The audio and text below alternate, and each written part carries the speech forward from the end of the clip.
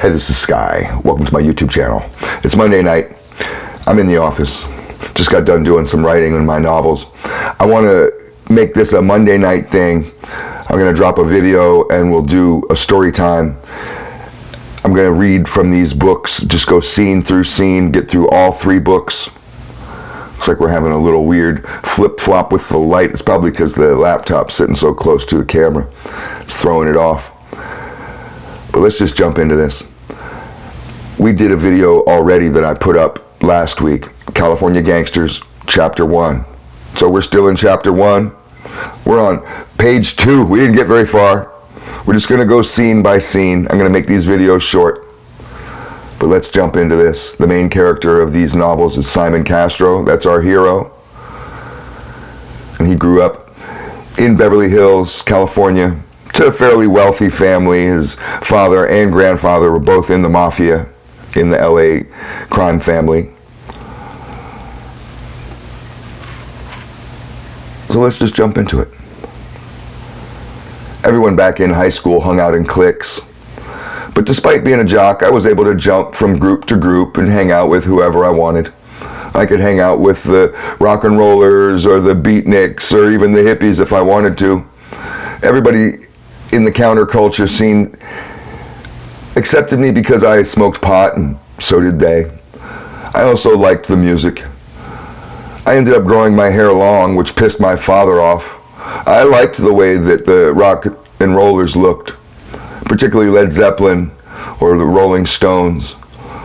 I dumped my preppy polo shirts and topsider shoes for sneakers and blue jeans and jean jackets. My football coach hated when he saw me hanging out with the stoners, as he called them.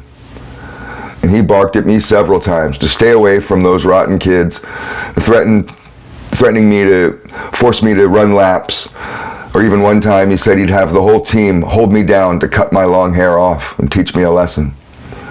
He actually caught me one night in a really bad way, hanging out with my hippie friends, and we were partying on the 50-yard line of the football field. We knew we weren't supposed to be there, but we weren't hurting anybody, and we had taken some acid, and we were just hanging out, talking about existentialism and spirituality and music. The coach came zooming up on us, riding his little golf cart down the middle of the field, and he crashed our party. We were deep in conversation as we were laying on our backs, looking up at the Milky Way. None of us heard him pulling up. The coach stopped his cart right at our feet and yelled, "Castro, you're in big trouble, son." I opened my eyes startled as the dim yellow lights of the cart beamed on me and my friends. I jumped up confused and disheveled. I did my best to straighten my hair and my t-shirt and replied, "Yes, sir, coach. I'm ready to play. Put me in." My buddies burst into laughter, but the coach was absolutely furious. He jumped out of his cart and came stomping over to me. He looked at my friends and said, "You faggots get lost. I don't give a rat's ass about you sissies or what you do with your time. But this big giant dummy right here, he is mine. I own his ass. You motherfuckers, get off my field. Stay far away from Simon Castro, you hear? Now get." My buddies took the coach's insults and smiled at me as they happily trotted off the field without the cops or their parents being called. I looked down at my feet like a bad child and replied softly, "Sorry, coach." The coach walked around me like an angry drill sergeant. He said right in my ear as his face was red as an apple, "This is a big deal, son. You're in huge damn trouble. I'm going to hang your butt out to dry for this crap. You're my favorite player and you know it. But this is where I draw the line. You're going to be sorry. You're going to be real fucking sorry for this shit. I'm telling your father and I'm telling the principal first thing in the morning. I'm telling them that you're on drugs and you're breaking onto school property at night. I could call the cops on you right now, but I won't do that." The coach scolded me for a bit longer and then was actually nice enough to drive me home. I was his favorite player.